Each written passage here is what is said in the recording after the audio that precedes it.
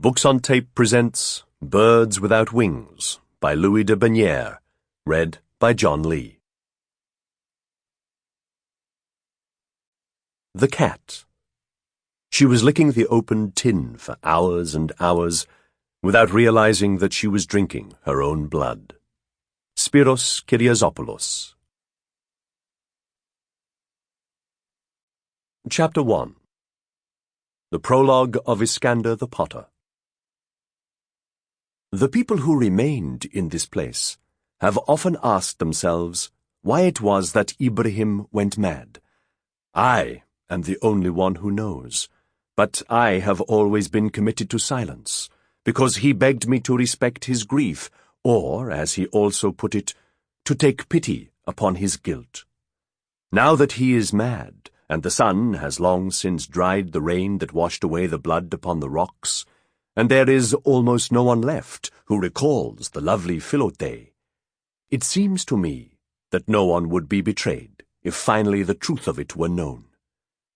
With us, there has been so much blood that in retrospect none of it seems believable, and it cannot matter much if finally I tell of the last misfortune that fell upon Philothei, sweet-natured, Christian, vain, and beautiful. There comes a point in life where each one of us who survives begins to feel like a ghost that has forgotten to die at the right time, and certainly most of us were more amusing when we were young. It seems that age folds the heart in on itself. Some of us walk detached, dreaming on the past, and some of us realize that we have lost the trick of standing in the sun. For many of us, the thought of the future is a cause for irritation rather than optimism, as if we have had enough of new things and wish only for the long sleep that rounds the edges of our lives. I feel this weariness myself. We are, in any case, a serious people here. Life was merrier when the Christians were still among us, not least because almost every one of their days was the feast of some saint. Little work was done, it seemed, but at least their revelry was infectious. Our religion makes us grave and thoughtful, dignified and melancholy, whereas theirs did not exact much discipline. Perhaps it was something to do with the wine. For them, it was a precious and sacred thing, because they thought it was something like the blood of God, whereas for us, the pleasure of it has always been soured since the prophet of God forbade it. Peace be upon him, but I have often wished that he had decided otherwise. We drink, but we dislike ourselves in drinking. Sometimes we did drink with our Christians, and caught their high spirits in the same way that one catches malaria from the chill night air, but left on our own now, there is a sadness seeping out of the stones of this half-deserted town. Ibrahim the Mad was one of our most entertaining when he was young. It was said that there was a smile at the corners of his lips from the moment of his birth, and from early boyhood he was a specialist in inappropriate interjections. To be precise, he perfected a repertoire of bleats that exactly mimicked the stupid comments of a goat in all its various states of mind.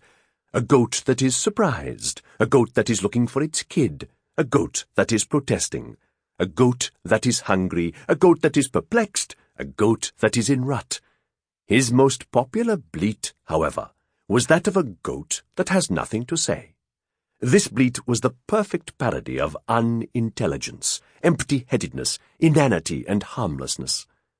If you want to know what it sounded like, just go up past the ancient tombs to where the lime pit is. It is in the wild ground near there that Ibrahim the Mad still watches the goats, even though he is no longer sane. You should beware of his great dog. It is a very fine animal that takes each goat back to its owner every evening, without Ibrahim the Mad having to do anything at all. But it is a somewhat ready-fanged dog that recognizes a stranger straight away by the smell. If you cannot find Ibrahim there, then listen for the sound of the kaval and follow it. He blows it so sadly that it makes you stand still and go into mourning. He does not bleat himself any more, but listens to the goats as they wander from shrub to shrub, and you will soon recognize the bleat of a goat with nothing to say.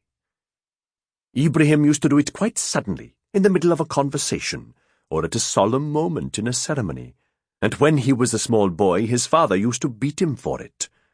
One day he even interrupted the Imam, Abdul Hamid Hodja, who was making some interminable point about the law, which was one of his habits, may he rest in paradise. This was under the plane trees where the old men sit in the Maidan. Anyway, Ibrahim crept up behind a tree. He was about 8 years old, and bleated quite suddenly when everyone else was listening quietly and respectfully. There was a shocked silence, and then Ibrahim giggled and ran away. The men looked at each other, and Ibrahim's father leapt to his feet, his face flushed with anger and shame. But Abdul Hamid was a good-natured man who was naturally dignified enough not to have to be concerned about offences against his dignity, and he put his hand on the other's sleeve. "Don't strike him," he said. "I was bleating myself, and now someone else should have the chance to speak." Ibrahim's father was called Ali the Broken-Nosed. The men were puzzled by the Imam's tolerance of such disrespect, but the word spread that the Imam considered that there was something providential in the irreverence of the boy. So from then onwards, his mischief was accepted as one of the normal hazards of life. Back in those days, Ibrahim was a friend of my son, Karatavuk, and I can truly say that he was not mad at all. He was merely framed by God in a comical way. If you want to see him as he is now, you don't have to go up to the tombs, now that I come to think of it. Just wait until he returns with the goats, and the great dog delivers them home for the night. Ibrahim the Mad knows the name of each goat, but apart from that his head is empty enough to rent. They say that, for a madman, every day is a holiday. But they also say that insanity has 70 gates. It is true that many of the mad are happy, as you can see by the idiots of this town, who sit on the walls and grin and piss themselves. But I know that the gate through which Ibrahim travelled was the gate of unconquerable sorrow, and that his mind remains a cataract of grief. I think that back in those days many of us were maddened by hatred because of the war with the Greeks. And in all honesty, I include myself, but Ibrahim was the one among us whose mind was disengaged by love. Ibrahim blamed himself, and if I had been one of her brothers, or one of her other relatives, I would have come back from exile and killed him. The peculiar thing is, however, that nothing would have happened to Philothei at all, if other things had not been happening in the great world. So it is my opinion that the blame belongs more widely, not only to Ibrahim, but to all of us who lived in this place, as well as to those in other parts who were bloodthirsty and ambitious. In those days, we came to hear of many other countries that had never figured in our lives before. It was a rapid education, and many of us are still confused. We knew that our Christians were sometimes called Greeks, although we often called them dogs or infidels, but in a manner that was a formality, or said with a smile, just as were their deprecatory terms for us. They would call us Turks in order to insult us, at the time when we called ourselves Ottomans or Osmanlis. Later on, it turned out that we really are Turks, and we became proud of it, as one does of new boots that are uncomfortable at first, but then settle into the feet and look exceedingly smart. Be that as it may, one day we discovered that there actually existed a country called Greece that wanted to own this place and do away with us and take away our land. We knew of Russians before, because of other wars. But who were these Italians? Who were these other Frankish people?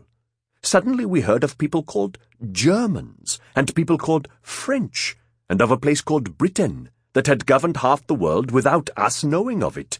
But it was never explained to us why they had chosen to come and bring us hardship, starvation, bloodshed, and lamentation. Sample complete. Ready to continue?